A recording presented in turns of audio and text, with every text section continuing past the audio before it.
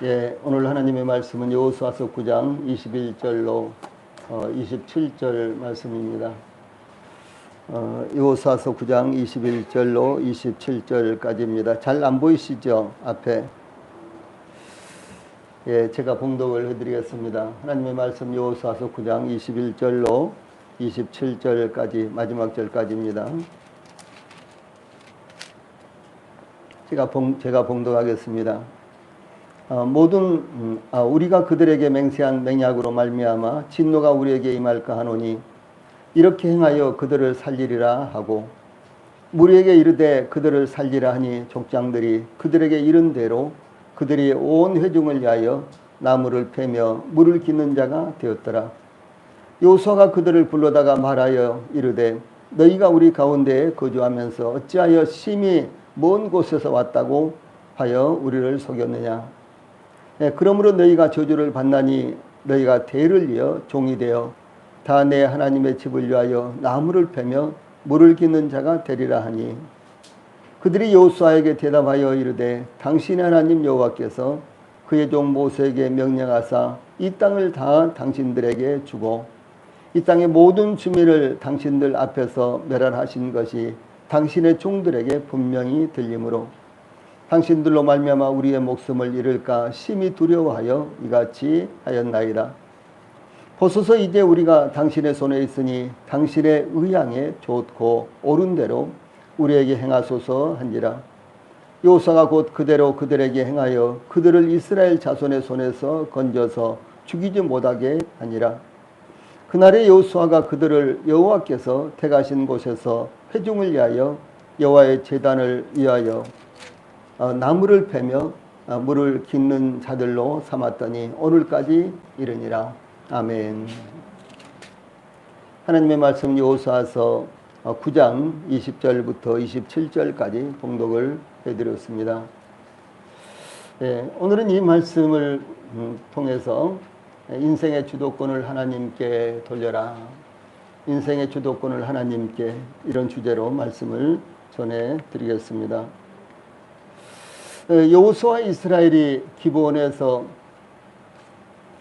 기브온 주민에게 속아서 그들과 화친 조약을 체결한 후 사흘째 되어서 그들이 멀리서 온 것이 아니요 하룻길밖에 안 되는 가까운 곳에 거주하고 있었다는 것을 발견했습니다.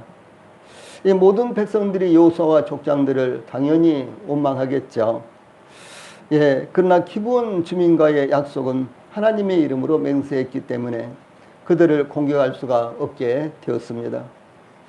결과적으로 이스라엘은 기브온 주민과의 언약을 취소하지 못하고 그들과 동거할 수밖에 없게 되었고, 기브온 주민은 비록 속임수를 사용했지만 그들의 지혜로 그들의 생명을 건졌다라고 하는 이와 같은 내용입니다.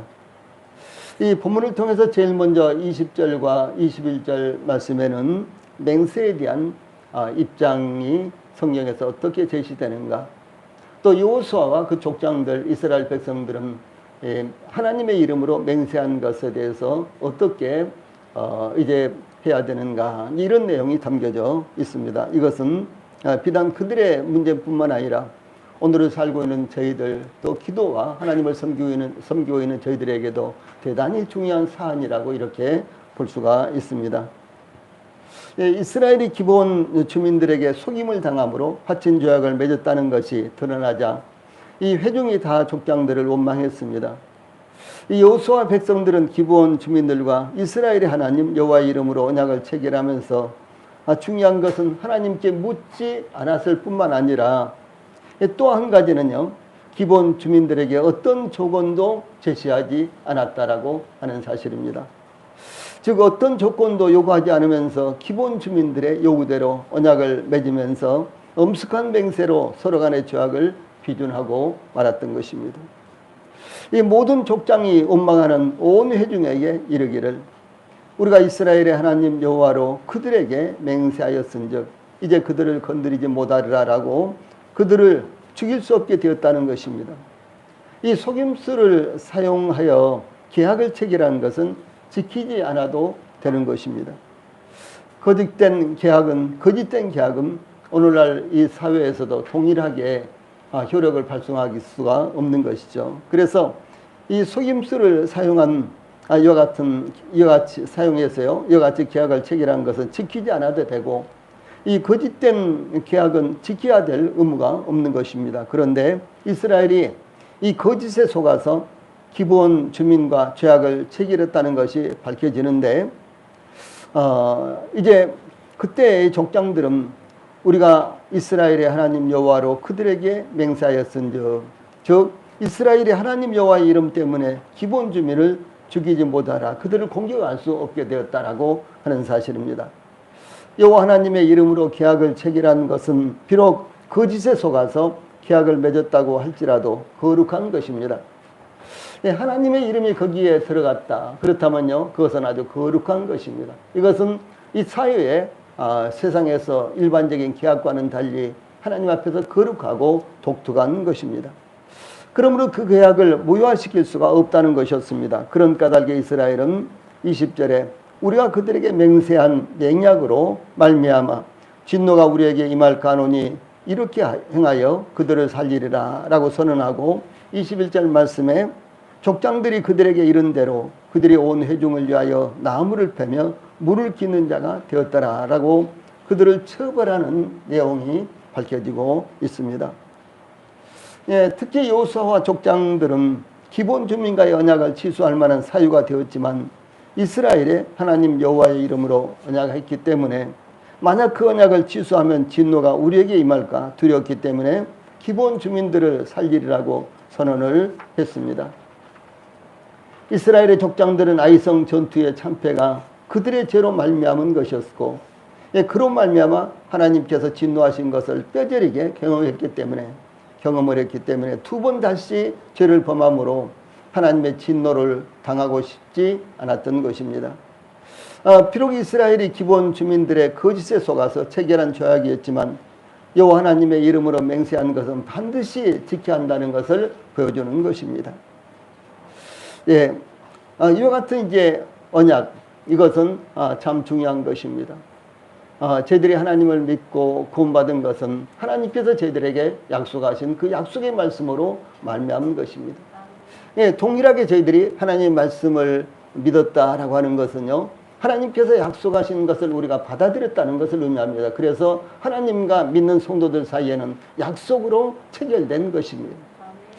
그래서 주 예수님께서 마지막 만찬을 하시면서 이제 잔을 가지시고 말씀하시기를 이 잔은 내 피로 세운 새 언약이니 이것을 향하여 마실 때마다 나를 기념하라, 이렇게 말씀하셨죠.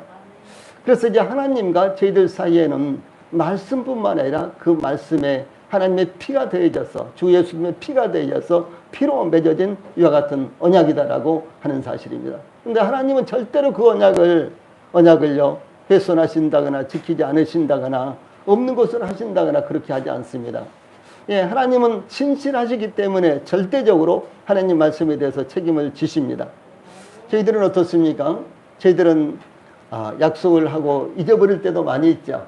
내가 그런 약속을 해서 난 그런 거 안 했어, 뭐 이런 식으로요 벌쩍 뛰면서 약속을 했는데도 불구하고 약속을 안 했다고 한다거나, 혹은 약속을 하고서도요 우리가 약속을 지킬 만한 환경이 되지 못한다든가, 혹은 또 약속을 우리가 지킬 만한 그런 능력이 안 된다든가, 그래서 약속을 지키지 못합니다. 그런데 하나님은 제 인생들을 하고 다른 것입니다.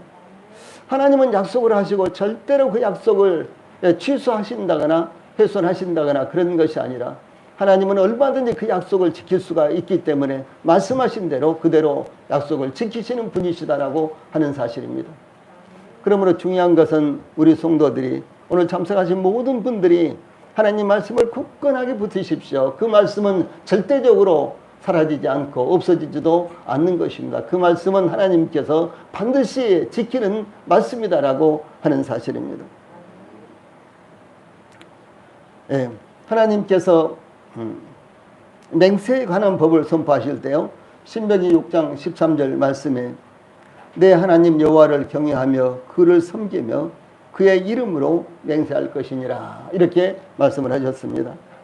맹세는 여호와 하나님의 이름 앞에 엄숙히 선언하는 것이며, 이 맹세하는 자는 지극히 높으신 하나님을 경외하며 섬기며 그의 이름으로 맹세해야 되는 것입니다. 우리는 결혼을 할 때도 맹세를 하지요. 하나님 앞에 그리스도 안에서 이제 맹세하면, 결혼하면은 당연히 이제 신랑과 신부가 함께 약속을 합니다. 맹세를 합니다. 또 뿐만 아니라 세상을 살면서도 우리는 또 하나님을 섬기면서도 자주 맹세를 합니다. 그러므로 하나님 앞에 맹세하는 것은 우리가 반드시 지켜야 된다라고 하는 이와 같은 하나님의 말씀을 모든 성도들이 마음에 두셔야 되는 것입니다. 이스라엘의 사사기 시대에 이스라엘의 사사 입다가 나오죠. 입다가 암몬 자손을 치러 갈 때에 주께서 과연 암몬 자손을 내 손에 넘겨주시면 내가 암몬 자손에게서 평안히 돌아올 때 누구든지 내 집 문에서 나와서 나를 영접하는 그는 여호와께 돌릴 것이니 내가 그를 번제물로 드리겠나이다. 이렇게 하나님께 소원을 합니다. 근데 입다가 이스라엘의 사사로서 이제 암몬 자손을 정복하기 위해서 출전을 하면서 내가 승리를 하고 돌아올 때 제일 먼저 나를 영접하는 사람이 누구든지 간에 그를 하나님께 번제로 드리겠습니다라고 이렇게 소원을 하고 출전을 하는 것입니다. 이따가 이스라엘 백성들과 함께 암몬 자손과 싸울 때 하나님께서 암몬 자손을 이스라엘의 손에 넘겨주심으로 이스라엘은 대승리를 거두었습니다. 이따가 승리를 거두고 개선장군이 되어서 미스바에 있는 자기 집에 도착했을 때 그의 무남 동료 에돔딸이 소굴을 잡고 춤을 추면서 입다를 영접했습니다. 예, 그의 무남 동료 에돔딸이 북을 치면서 자기 아버지가 개선장군이 돼서 돌아오니까 너무너무 기쁘고 반가워서요. 제일 먼저 나와서 입다를 영접했다는 사실입니다. 그때 입다는 자기 옷을 찢으며 어찌할꼬 내 딸이여 너는 나를 참담하게 하는 자요 너는 나를 괴롭게 하는 자 중에 하나로다. 내가 여호와를 향하여 입을 열었으니 능히 돌이키지 못하리로다 라고 이렇게 고백을 하는 내용이 나타나고 있습니다. 이 헤롯은 예수님 당시의 왕이죠. 예수님 당시의 유다의 왕인데 이 헤롯은 그의 생일이 되어서 이 헤로디아의 딸이 연석 가운데서 춤을 추어 헤롯을 기쁘게 했는데 헤롯이 맹세로 그 딸이 무엇이든지 달라는 대로 주겠다고 약속을 하자. 예, 그 딸이 그의 어머니가 시키는 대로 세례 요한의 머리를 소반에 얹어 여기서 내게 주소서라고 이렇게 요청을 합니다. 헤롯은 자기 동생의 아내를 자기 아내로 맞아들인 게 뺏은 거예요. 그런데 이 동생의 아내로서 이 동생의 아내로 돼 있었을 때요. 낳은 바로 딸이에요. 그러니까 이 헤롯에게는 자기 조카였습니다. 그런데 그 조카가요. 덩실덩실 자기 생일에 춤을 추니까 너무너무 이뻐서 그를 불러다가 네가 원하는 대로 내가 다 하겠다. 하나님께 맹세한다. 이렇게 약속을 한 거예요. 그러니까 이 소녀가 이 딸이 자기 어머니한테 가서 이제 헤롯이 이렇게 말을 하는데 무엇을 요구할까요? 그런데 이 세례 요한이 이 헤롯이 자기 동생의 아내를 취한 것은 하나님 앞에 범죄한 것이다 라고 이렇게 계속해서 비난을 하고 있었기 때문에 이 딸은 자기 어머니가 시키는 대로 세례 요한의 머리를 소반에 담아서 지금 이 자리에서 나에게 주세요. 이렇게 요구를 한 것입니다. 헤롯은 자기가 맹세를 했고 또 자중에 많은 이제 정부의 고위 관료들이 신하들이 있었기 때문에 그 말을 취소하지 못하고 그 자리에서 세례 요한의 머리를 잘라서 소반에 담아가지고 이 딸에게 주라라고 이렇게 명령을 합니다. 예, 비록 맹세였지만은 헤롯은 그 맹세를 지키지 않는 편이 훨씬 더 나았었죠. 비록 자기가 맹세를 지키지 않음으로 말미암아 혹시 저주를 받는다고 할지라도 그 맹세는 지키지 않는 편이 훨씬 좋았던 이와 같은 일입니다. 오늘날은 하나님의 이름을 사용하여 교회를 속이기도 하고 대인 관계에서도 속임수를 쓰기도 합니다. 예, 기본 주민들도 이스라엘을 찾아와서 헤어진 옷과 신발과 찢어지게 된 포도주 가죽 부대와 마르고 곰팡이 난 빵을 보여주면서 종들은 당신의 하나님 여호와의 이름으로 말미암아 심히 먼 나라에서 왔사오니 이는 우리가 그의 소문과 그가 애굽에서 행하신 모든 일을 들으며 또 그가 요단 동쪽에 있는 아모리 사람의 두 왕들 곧 헤스본 왕 시온과 아스다롯에 있는 바산 왕 옥에게 행하신 모든 일을 들었음이니이다. 9절 10절 말씀이죠. 이렇게 이제 속이면서 합친 죄악을 체결하자고 요청을 했습니다. 이 기브온 주민들도 또 여기 9절에 보면은 그 앞에 9절에 보면은 이 종들은 당신의 하나님 여호와의 이름으로 말미암아 심히 먼 나라에서 왔습니다. 이렇게요 여호와 하나님의 이름을 사용을 합니다. 그러니까 이스라엘도 여호와 하나님의 이름을 사용하고 기브온도 여호와 하나님의 이름을 사용했어요. 그들 사이에 언약이 체결됐다라고 하는 사실입니다. 이미 지난주에도 제가 말씀을 드렸지만 이 하나님의 이름이나 교회의 이름을 사용하는 것을 신중하게 해야 되는 것입니다. 저는 열린 침례교회 다닙니다. 그러면요 여러분들을 통해서 열린 침례교회는 이런 교회구나라고 이렇게 알려지는 거예요. 우리 대한민국 사람 한 사람이 이제 동남아에 가서요 나는 코리안이다 이렇게 하면요 그 사람이 한국 사람 모든 사람들을 대표하는 것처럼 그렇게 알려집니다. 그 사람이 못된 짓을 하면 한국 사람들이 이렇게 못된 사람들이구나 이렇게 생각이 들고요. 그 사람이 아주 선하고 착한 일을 하면은 한국 사람들은 참 훌륭한 사람들이다 이렇게 인식이 된다라고 하는 사실이죠. 그러므로 하나님의 이름이나 교회의 이름을 사용하는 것을 신중하게 해야 되는 것입니다.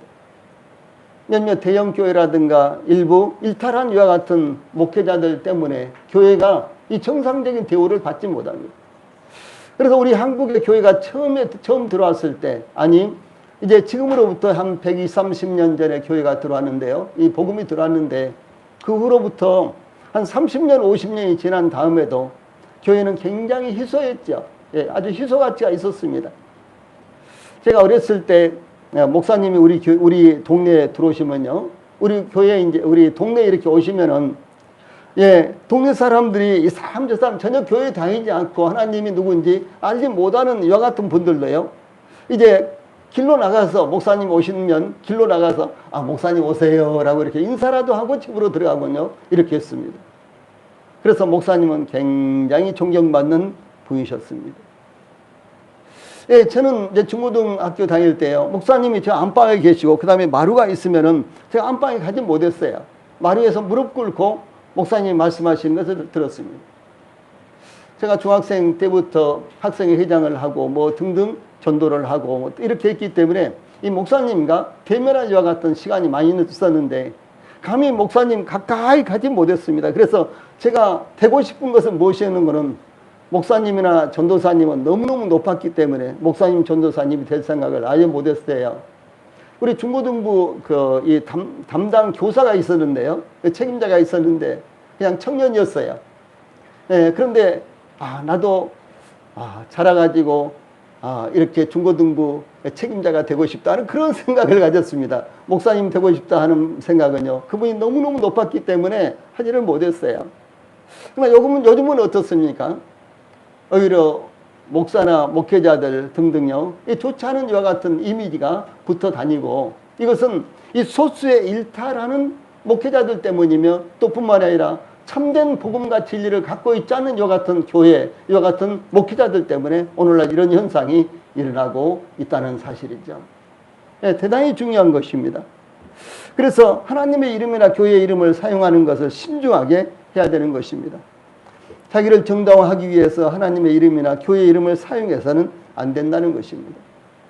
제가 어렸을 때 이런 이야기가 교회 안에서 회자됐어요. 저 남대문 시장에서 두 사람이 막 싸우는데 서로 막 욕을 하고 싸우다가 안 되니까 한 사람이 말하기를 이 사람아, 나는 영락교회 장로야. 그러니까 그 상대방이 니만 장로냐? 나도 영락교회 장로다. 그 당시에 이제 영락교회가 굉장히 컸습니다. 가장 컸죠. 그래서 영락교회 하면 엄청나게 큰 교회. 그래서 제가 일부러 그 충북에 있는 영락교회를 가보게 됐어요. 그러니까 가보니까 돌로 이렇게 이 사각형 돌로 이렇게 지어놓은 이런 건물인데요. 얼마나 크고 마당도 얼마나 넓은지 아주 그야말로 대단하다 이런 생각이 들었어요. 그래서 싸우다가 자기는 진실하단 말이에요. 그래서 나는 영락교회 장로다 이렇게 하니까 상대방도 니만 장로에 나도 영락교회 장로다. 그때 이제 영락교회 장로들이 한 60명 됐답니다. 예, 그래서 이렇게 해요. 자기를 정당화하기 위해서 하나님의 이름이나 교회 이름을 사용하기도 한 사람들이, 그런 사례들이 있었다라고 하는 것이죠. 그런데 예, 이와 같은 것이 얼마나 불행한 일이고 또 추한 일이 돼버리는 것입니까? 특히 좋은 일, 잘 나가는 일에 대해서 하나님께서 인도하셨다, 하나님께서 역사하셨다, 하나님께서 내 인생을 결정적으로 인도해 주셨다, 이렇게 할 때는 하나님의 이름에 대해서 책임을 져야 되는 것입니다. 그게 무엇인가가 잘 비틀어지고 잘 안 돌아가고 그런다고 할지라도 그 일에 대해서는요, 하나님을 인정하고 또 하나님에 대해서 자기가 책임을 져야 된다라고 하는 사실입니다. 예, 자기에게 유리하지만 상대방에게는 불리할 때 하나님과 교회 이름을 사용하는 것은 이기적으로 보이며 이 상대방에게 희생을 강요하는 것으로 들릴 수밖에 없습니다. 예, 그러므로 하나님이나 교회 등의 신앙적인 용어를 사용하는 것보다도 더 중요한 것은 실질적인 삶, 예, 실질적인 삶으로 하나님의 영광을 드러낼 때 인정을 받게 된다는 사실을 우리가 잊지를 않아야 되는 것입니다. 무슨 말씀입니까? 말보다는 예, 우리의 삶을 통해서 복음을 증가하고 우리의 삶을 통해서 저 사람은 예수 믿는 사람이구나, 저 사람은 교회 다니는 사람이구나, 저 사람은 목사구나, 예, 아니면 그 사람 집사라 그러더니 진짜 대단하시네, 이렇게요 인정을 받아야 된다라고 하는 사실입니다. 이 기본의 거짓에 속아서 언약을 체결했던 여호수아와 족장들은 이 백성들이 원망했지만 언약을 파기한다거나 취소하지 않고, 비록 속임수로 인해서 언약을 체결했지만 그 언약을 지키기로 결정했고 지켜야 된다라고 이렇게 받은 것입니다. 거기에는 이스라엘의 하나님 여호와, 예, 이스라엘 하나님 여호와로 이 언약했기 때문에 하나님의 이름을 더욱 존중하게 여겼던 것입니다. 잘못했을 때 비난을 받을 수 있고 잘했을 때는 찬사를 받을 수 있지만 어느 경우에든 하나님의 이름이 존중되어야만 하는 것입니다. 거짓된 속임수로 언약을 체결한 대가로 기본 주민들에게 족장들이 그들에게 이른 대로 그들이 온 회중을 위하여 나무를 패며 물을 깃는 자가 되었더라. 21절에 이렇게 증거하고 있습니다. 그들은 목숨을 건졌지만 이스라엘을 속인 죄는 그들이 감당하지 않으면 안 되었던 것입니다. 그래서 우리가 하나님의 이름을 사용했다면, 교회 이름을 사용했다면 나에게 조금 피해가 온다고 할지라도 그것을 감당할 수 있는 마음의 자세를 가져야 된다라고 하는 사실입니다. 그러므로 그들은 자원한 대로 이스라엘의 종이 되었습니다. 이스라엘을 위해 나무를 패며 물을 깃는 자가 되었던 것입니다. 그러므로 우리가 우리의 행동과 생각을, 우리의 생각과 행동을 하나님 앞에서 굴복시켜야 한다라고 하는 교훈을 저희들에게 말씀하신 것입니다. 다음에 22절로 24절 말씀에는요, 속이라 했던 이유가 나타나고 있습니다. 왜 기본 족속들이 그렇게 속여야 됐는가라고 하는 사실이죠. 예, 기본 주민의 이 사기극이 3일 만에 탄로난 후 여호수아는 기본 주민들을 향해서 22절 말씀, 너희가 우리 가운데 거주하면서 어찌하여 심히 먼 곳에서 왔다고 하여 우리를 속였느냐, 이렇게 묻죠. 또한 그러므로 너희가 저주를 받나니 너희가 대를 이어 종이 되어 다 내 하나님의 집을 위하여 나무를 패며 물을 깃는 자가 되리라. 23절에 이렇게 선고를 했습니다. 예, 기본 주민들은 이스라엘과 대단히 가까운 거리에 있으면서도, 거주하면서도 먼 나라에서 왔다고 속였기 때문에, 예, 또한 기본 주민들은 그들 스스로 이스라엘의 종이 되겠다고 자원했기 때문에 이 마르고 곰팡이가 난 빵과 찢어지게 된 포도주 가죽 부대와 낡은 옷과 신을 보여주면서 이 퍼포먼스를 구사했기 때문에 여호수아는 기본 주민들을 종으로 선포했고 하나님의 집을 위해서 나무를 패며 물을 깃는 자들이 되라, 이렇게 선고를 내린 것입니다. 한편 여호수아가 그들에게 벌을 선포했다고 하지만 또 그들이 자원한 대로 종이 되게 했다고 하기보다는, 예, 그들에 대한 언약이 성취된 것이 여기에 나타나고 있습니다. 기본 주민은 가나안 7족속 가운데 희위 족속이라는 것을 9절에서 이미 상고를 했습니다. 기본 족속들은 희위 족속들이다. 가나안 7족속 가운데 한 족속인 휘 족속이다 라는 것 이미 우리가 상고를 했죠. 그래서 이 휘 족속의 계보를 살펴보면요, 노아는 노아 시대에 홍수가 있었죠. 노아가 셈과 함과 야벳이라는 세 아들을 낳았었죠. 세 아들을 두었습니다. 그래서 이 노아 이후에 셈과 함과 야벳이라는 세 아들을 통해서 이제 인류가 이렇게 이제 번성을 했습니다. 그런데 그 중에서 이 구스와 미스라임과 북과 가난이라는 이제 세 아들을 낳은 사람이 바로 함이에요. 그러니까 셈과 함과 야벳 이 세 아들을 두는데 그 중에서 함은 구스와 미스라임과 북과 가난이라는 네 아들을 낳았습니다. 이게 가난이 들어있죠. 예. 그래서 구스는 지금으로 말하면 이디오피아를 의미하고요. 그럼 미스라임과 북과 가난 이렇게요. 이런 이제 네 아들을 낳았는데 그 중에 가나안에 대해서 창세기 10장 15절로 18절에 보면 가나안은 장자 시돈과 헷을 낳고 또 여부스 족속과 아모리 족속과 기르가스 족속과 히위 족속과 알가 족속과 신 족속과 아르와 족속과 스말 족속과 하마 족속을 낳았더니 이후로 가나안 자손의 족속이 흩어져 나갔더라라고 11명의 아들을 낳았는데요. 그 중에서 6째 아들이 휘 족속입니다. 예. 그리고 7개의 이 가나안 족속이 모두 다 여기에서 나온 것입니다. 예.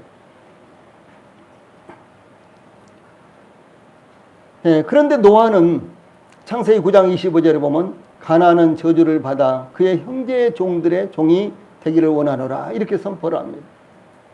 이 가나안을 저주를 한 거예요. 근데 가나안을 저주를 한 것은 사실 함이 잘못했습니다.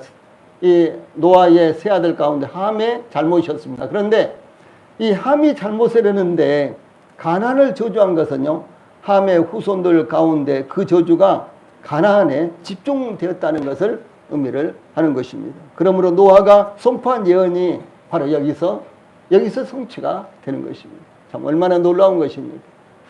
하나님은 말씀하시고 반드시 그 말씀을 이루시는 분이시라는 사실을 여기서도 말씀하고 있는 것입니다. 이 여호수아가 기본 주민들을 종으로 선포하고 선고하고 그들의 직무를 확정하자 기본 주민들은 그들이 멸망당하지 않기 위해서 그들이 살아남기 위해서 부득불 속일 수밖에 없었다는 사실을 진술합니다. 자, 위에 있는 말씀 24절 같이 읽어봅시다. 시작. 그들이 여호수아에게 대답하여 이르되 당신의 하나님 여호와께서 그의 종 모세에게 명령하사 이 땅을 다 당신들에게 주고 이 땅의 모든 주민을 당신들 앞에서 멸하라 하신 것이 당신의 종들에게 분명히 들리므로 당신들로 말미암아 우리의 목숨을 잃을까 심히 두려워하여 이같이 하였나이다. 이렇게 진술을 합니다.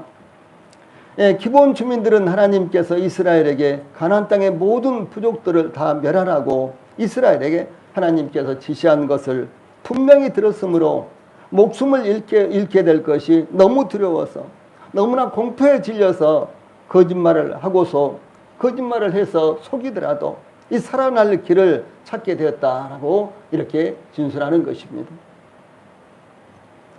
어느 곳에서나 또한 어느 시대에나 복음이 증거될 때, 즉 하나님의 말씀이 선포될 때 두 가지 반응이 항상 일어납니다. 지금 이 자리에서도 많은 수가 아니지만은 하나님의 말씀이 선포될 때 두 가지 반응이 반드시 일어나는 것입니다. 이것은 어디서나 마찬가지입니다. 역사적으로도 그렇고 현실적으로도 그렇게 나타나는 것입니다. 이 사도 바울이 체포가 되어서 예루살렘에서 자객들에게 이 살해당할 위기에 처하게 되자 이 바리새인들이 자객을 벌여서 이제 사도 바울을 죽이려고 그랬어요. 그러자 이제 이런 정보가 들어가니까 이 사도 바울을 이 가이사라는 이 총독 관제가 있는 곳으로 이렇게 옮깁니다. 그래서 이제 가이사라로 이 사도 바울이 압송이 되어서 2년 동안 감옥에 갇혀 있었는데 그때 사도 바울이 새로 부임한 로마 총독 이 벨릭스라는 사람 앞에서 이 벨릭스 실제 인물입니다. 그래서 벨릭스라는 이 사람 앞에서 복음을 증거하게 되는데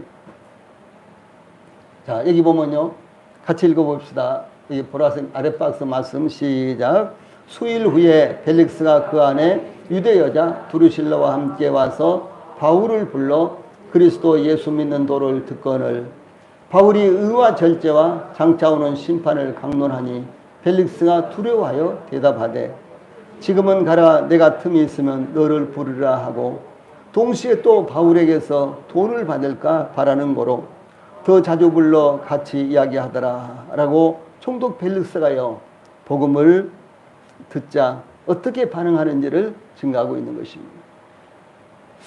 예, 이 총독 벨릭스에게는 아주 절호의 기회였습니다. 그의 생애 가운데 어쩌면 가장 중요한 기회였습니다. 그가 총독이 되는 것보다도 더 중요한 기회가 그에게 왔습니다. 그것은 바로 사도 바울에게 직접적으로 복음을 들을 수 있는 아주 좋은 기회가 왔다라고 하는 사실이죠.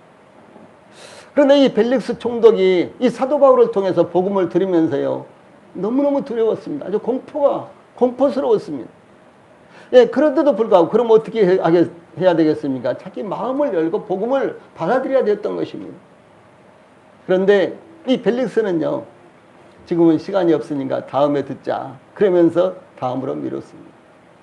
예, 그러면서도요 혹시 뒷돈을 받을까 싶어가지고 예, 자주 불러서 이야기를 했다라고 하는 사실입니다. 그러면서 그는 결국 예수님을 믿지 않았습니다. 제가 시간이 없어서 더 말씀을 못 드리는데 우리 성도들이요 이 잠언 1장을 꼭 참고를 해보세요. 잠언 1장에는 뒤로 자꾸 미루는 사람들 다음에라고 이렇게 미루는 사람들의 결국 또 한편요 지금은 안 돼 이렇게 하면서요 또 생각하는 사람들 이런 사람들이 두 가지 모습이 잠언 1장에 나타나고 있습니다. 여러분들은 하나님의 말씀을 들을 때 어떤 자세로 받아들여야 되겠습니까? 이것은 믿지 않은 분들뿐만 아니라 우리 성도들에게도 동일한 것입니다. 하나님 말씀을 받으면 즉각적으로 그것을 마음에 새기고 그리고 그 말씀을 나의 삶 가운데 적용할 것입니다. 아니면은 말씀 좋다 그래 그렇게 해야지 하면서요 그냥 흘려버리고 말씀이 마치 물처럼 흘러가 버리는 이와 같은 나에게서요 이와 같은 일이 일어나야 될 것인가 이것은 대단히 중요하다라고 하는 것입니다. 가나안 7 족속들은 이 하나님께서 이스라엘에게 행하신 일과 명령하신 것을 듣자 성문을 굳게 닫고 버티기 작전으로 일관하기도 하고 더러는 연합하여 이스라엘과 대항하기도 하고 기브온 주민들처럼 살아남기 위해서 절대적으로 굴복하고 받아들이기도 했다. 이 두 가지 형상이 일어난 것입니다. 이스라엘에게 행하신 하나님의 그 놀라운 역사를 그들이 들으면서요 대부분 다 거부하고 그리고 성문을 굳게 닫고 이스라엘과 대항을 했습니다.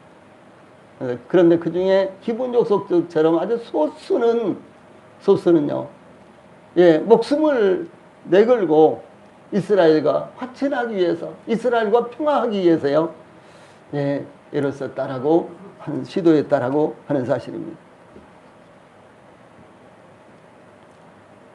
여기 여리고성에서는 라합과 그의 온 가족이 우리가 듣자 곧 마음이 녹았고 너희로 말미암아 사람이 정신을 잃었나니 너희 하나님 여호와는 위로는 하늘에서도 아래로는 땅에서도 하나님이시니라 이렇게 고백했습니다. 여러분은 복음을 들었을 때 또는 하나님의 말씀을 들었을 때 어떻게 반응합니까? 여리고성의 라합이나 기브온 주민들처럼 살아남기 위해서 하나님의 복음에 굴복하고 받아들입니까? 이 총독 벨릭스처럼 두려워서 떨며 지금은 그만하며 지금은 그만하자며 이 더 듣기를 거부하고 있습니다. 살기 위해서는 무슨 일이든지 다 합니다. 수술도 받고 쓴약도 복용하고 힘든 물리치료도 마다하지 않습니다. 심지어 살기 위해서는요 이 사지를 자르기도 합니다. 어쩔 수 없이 어떤 분은 당뇨를 고치기 위해서요 당뇨가 발에 들었는데 처음에는 발가락을 잘랐어요.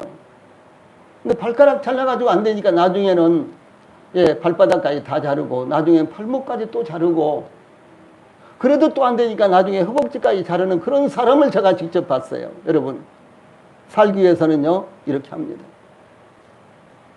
그래서 성경에서도 마가복음 9장, 마태복음 15장에서 보면은 내 눈이 범죄하거든 빼버리라. 예.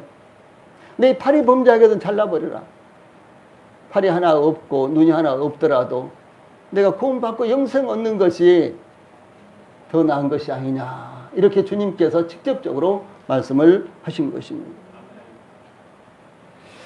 그러므로 영원한 멸망으로부터 구원받기 위해서 기본 주민들처럼 목숨 걸고 받아들여야 되는 것은 아닌가. 여러분 깊이 생각을 해야 되는 것입니다. 세 번째로 25절로 27절에는 완전한 복종, 다시 말해서 인생의 주도권을 하나님께 넘겨야 된다라고 하는 말씀에 완전한 복종에 대해서 증가하고 있습니다. 복음은 완전한 복종입니다. 그러므로 복음을 온전히 받아들인 분들은 삶을 통해서 복음을 받아들인 모습이 나타난다는 것이죠. 예수님께서 요한복음 3장 36절, 자 위에 있는 말씀 같이 읽어봅시다. 시작. 아들을 믿는 자에게는 영생이 있고 아들을 순종하지 아니하는 자에게는 영생을 보지 못하고 도리어 하나님의 진노가 그 위에 머물러 있느니라. 이렇게 주 예수님께서 직접 말씀하셨습니다. 아들을 믿는 자에게는 영생이 있고 아들을 순종하지 아니하는 자는 영생을 보지 못하고 도리어 하나님의 진노가 그 위에 머물러 있다. 이렇게 말씀하셨습니다. 예, 아들을 믿는 자와 아들을 순종하지 아니하는 자로 이렇게 구분하고 있다는 것이죠. 아들을 믿는 자, 그렇다면 그 다음에 나온 말씀 뭐라고 해야 되겠습니까? 아들을 믿지 않는 자 이렇게 해야 되겠죠. 주 예수님께서 직접적으로 말씀하신 것입니다. 아들을 믿는 자는 영생이 있고, 그러면 아들을 믿지 않은 자는 영생이 없고 이렇게 말씀하셔야 되죠. 그런데 주 예수님께서요, 아들을 믿는 자는 영생이 있고 이렇게 말씀하시고, 그 다음에 아들을 순종치 아니하는 자는 영생을 보지 못하고 도리어 하나님의 진노가 그에 머물러 있다 이렇게 말씀하신 것입니다. 그러므로 믿는 것은요, 순종하는 거예요. 예. 믿는 것은 마음으로 받아들이는 것, 그 말씀을 마음으로 받아들이는 것, 순종하는 것입니다. 이것을 주 예수님께서 여기서 강조하고 계신 것입니다. 예, 그러므로 믿는 자는 순종하는 자요, 믿지 않는 자는 순종하지 않은 자라는 것입니다. 믿는다고 하면서도 불순종하는 사람은 거짓말을 하거나 스스로 속고 있는 것입니다. 저는 이런 사례들을 참 많이 봤습니다. 정말 입으로는 그 누구보다도 확실하게 구원받은 간증을 하지만은 그러나 그것이 오래가지 못하고 몇 달 지내놓고 보니까 어느 날 사라져버리고 이런 분들도요 많이 봤고, 그리고 그 삶에 있어서는 도저히 변화가 겉으로는 나타나고 하면서도요 진실성이 없고, 예, 그런 모습을 여러 차례 이렇게 봤습니다. 그리고 결국은 세월이 지난 다음에 예, 그리스도인다운 삶을 잃어버리고요, 세상 사람들과 똑같은 삶을 사는 이와 같은 모습도 많이 봤습니다. 그러므로 믿는다고 하면서도 불순종하는 사람은요, 거짓말을 하거나 스스로 속는 거예요. 예, 스스로 속는 이와 같은, 이건 정말 무서운 것입니다. 스스로 속는 거예요. 그런 경우가 얼마나 많이 있습니다. 기본 주민들은 여호수아에게 보소서. 자, 이 가운데 말씀 정말로 중요한 말씀입니다. 같이 읽어봅시다. 시작. 보소서, 이제 우리가 당신의 손에 있으니 당신의 의향에 좋고 옳은 대로 우리에게 행하소서. 참 정말로 중요한 말씀입니다. 예, 보소서, 이제 우리가 당신의 손에 있으니 당신의 의향에 좋고 옳은 대로 우리에게 행하소서. 이것은 자신들의 주권을 포기한 것을 의미합니다. 우리가 하나님을 믿는다, 예수님을 믿는다 그러면요, 하나님 앞에 이런 자세를 갖는 것이에요. 예, 하나님은 우리보다도 더 월등하신 분이십니다. 지혜가 충만하고 지식이 충만하시며 전지전능하신 분이십니다. 그 분에게요, 우리가 우리 자신을 완전히 의뢰하고요 내어드리는 것은 얼마나 복된 일입니까? 그러므로 하나님을 믿는다는 것은요, 하나님 앞에서 우리 자신을 내려놓는 거예요. 포기하는 것입니다. 그러므로 보소서 이제 우리가 하나님의 손에 있으니까 하나님의 의향에 좋고 옳은 대로 우리에게 행하십시오. 이런 고백이요 저희들에게 있어야 되는 것입니다. 예, 좋을 때만 하나님 찾고요.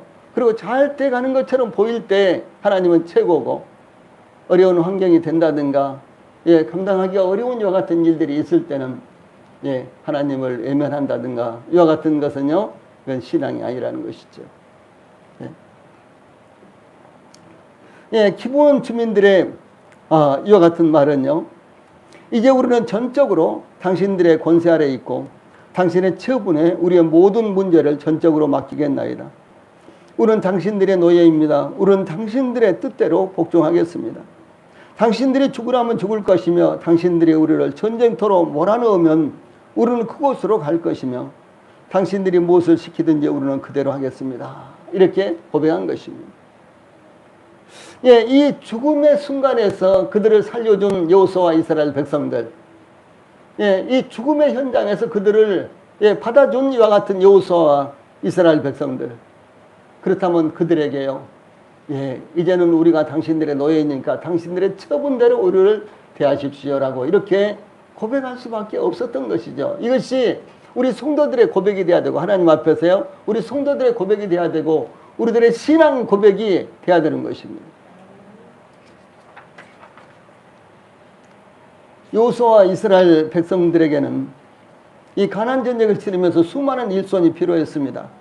직접 전쟁을 치러야 되는 군사들뿐만 아니라 무기와 식수를 운반하는 종들이 필요했고요. 빗발치는 화살 속에서 선두에서 적진을 향해 돌진하는, 목숨을 던져 희생해야 되는 전사들도 필요했습니다. 또한 이스라엘이 살아가야 할 성읍을 건축하고 집을 짓고 양떼와 소떼를 관리해야 되는 종들도 필요했습니다. 그러나 여호수아는 이 종들을 얻기 위해서가 아니라 하나님, 여호와 하나님의 이름으로 그들과 약속한 것으로 인해서 그들을 살리겠다고 선언한 것입니다. 자기들의 이익을 위해서 기본 족속들을 받는 것이 아니고요, 하나님과의 약속 때문에 기본 족속을 받았다라고 하는 사실입니다. 예, 한편 기본 주민들이 이 자신들은 종으로서 아무런 권리가 없다고 선언할 때, 예, 그것은 그들 자신의 모든 것, 즉 그들이 살고 죽는 것과 운명이 여호수아의 손에 달려있다고 고백한 것입니다. 하나님의 복음을 받아들이는 것, 하나님의 말씀을 믿는 것이 바로 이런 것입니다. 자신의 모든 권리를 하나님의 말씀 아래 놓는 것입니다. 자신의 주권을 하나님의 복음에 복종시키는 것입니다.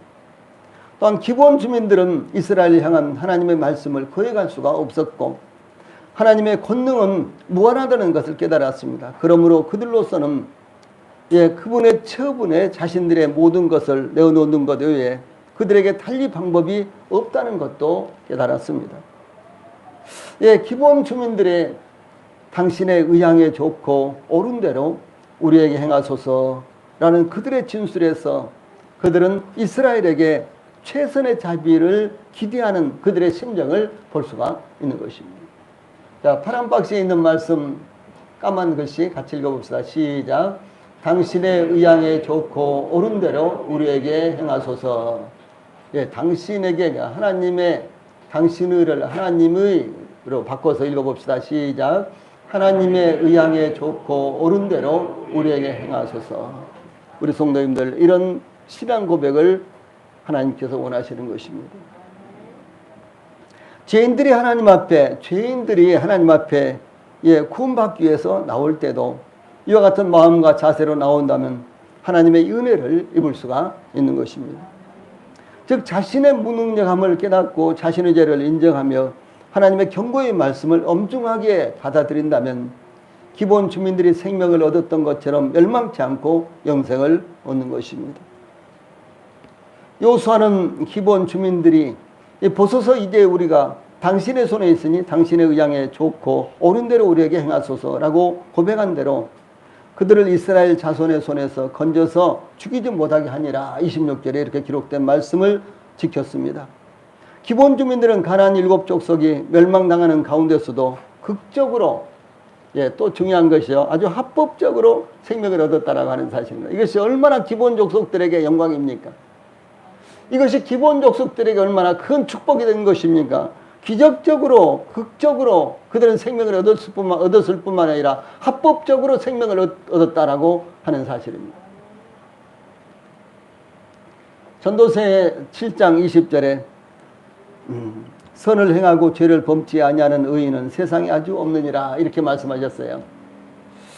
이 말씀은 로마서 3장에서 모든 사람이 죄를 범했다라든가 의인은 하나도 없다라든가 이런 말씀과 병행되는 말씀입니다.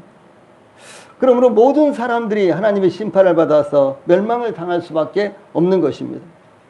그 그림이 바로 가나안 7족속이었습니다. 가나안 7족속들에 대해서 내 하나님 여호와께서 그들을 내게 붙여 너로 치게 하시리니 그때 너는 그들을 진멸할 것이라. 그들과 무슨 언약도 말 것이요 그들을 불쌍히 여기지도 말 것이며 진멸하라. 무조건 진멸하라. 이렇게 말씀을 하신 것입니다. 이스라엘은 가나안 족속들을 진멸하되 성경 여러 곳에서 여호수아서 11장 11절 14절 등등 많은 곳에서요 호흡 있는 자는 하나도 남기지 아니하였고 이렇게 증가하고 있습니다.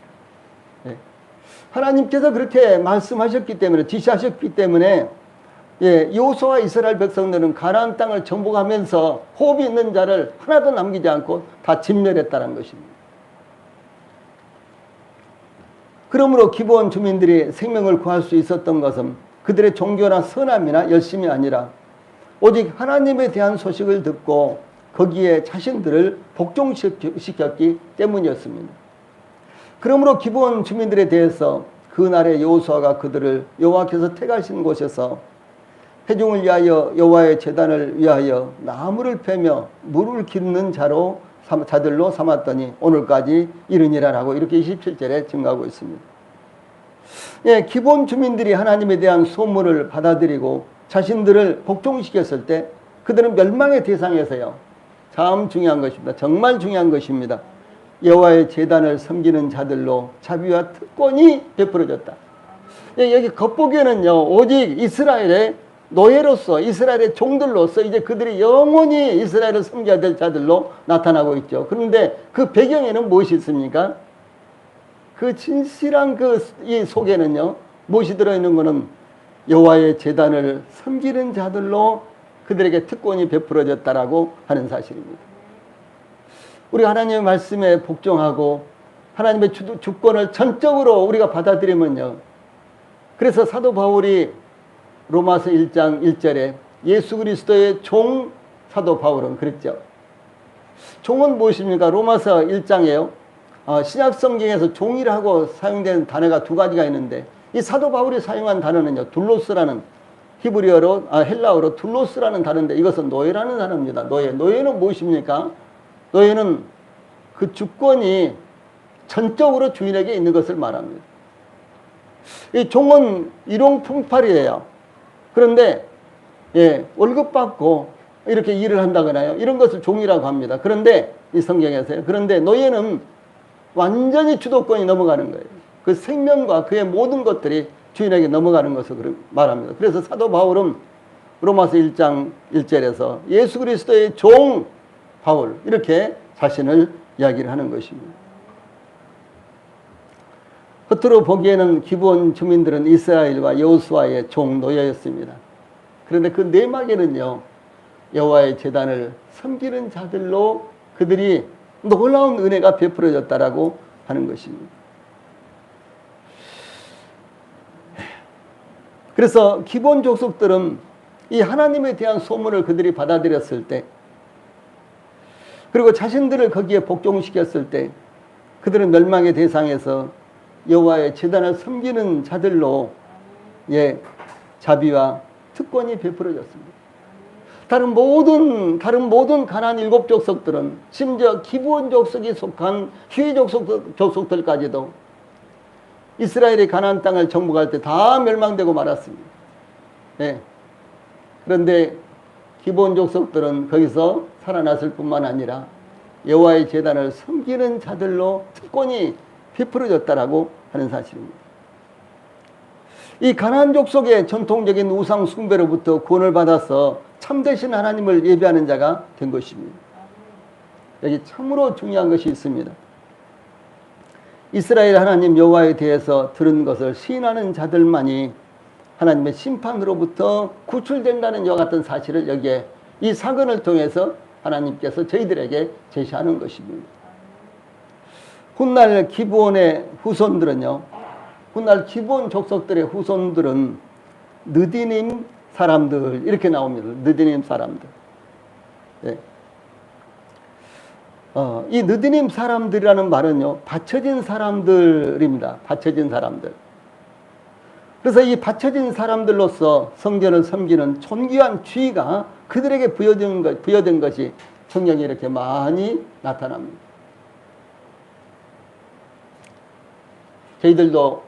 저희들도요, 기본 족속과 똑같습니다. 죄로 말미암아 멸망할 수밖에 없는 자들이었습니다. 예, 그런데 어느 날 복음을 듣고 하나님께서 저희들의 마음을 여사 이 복음을 받아들이도록 하셨어요. 이 전적으로 하나님께서 하신 것입니다. 그러므로 저희들의 생명을 구원하신 하나님, 예, 그 하나님께 저희들의 모든 것들이 달려있는 것입니다.